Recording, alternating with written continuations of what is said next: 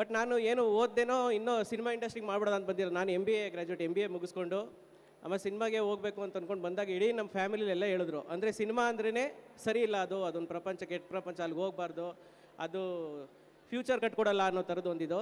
ನಮ್ಮ ತಾಯಿ ಒಬ್ಬರು ನನ್ನ ನಂಬಿ ಕಳಿಸಿದ್ರು. ಇವತ್ತು ನಾನು ನೀವೆಲ್ಲರೂ ಇಷ್ಟಪಟ್ಟಿರುವಂಥ ತುಂಬ ಸಾಂಗ್ಗಳು ಬರೆದಿದ್ದೀನಿ.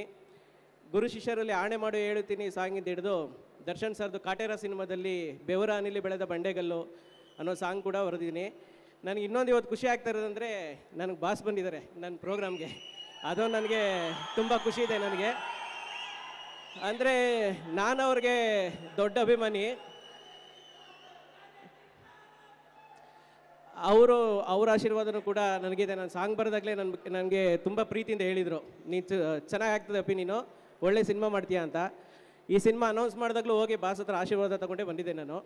ಹಾಗಾಗಿ ನಿಮಗೆಲ್ಲ ನಾನು ನಂಬಿಕೆಯಿಂದ ಹೇಳ್ತೀನಿ, ನಿಮ್ಮೆಲ್ಲರೂ ನಂಬಿಕೆಗಳನ್ನ ಉಳಿಸ್ಕೋತೀನಿ.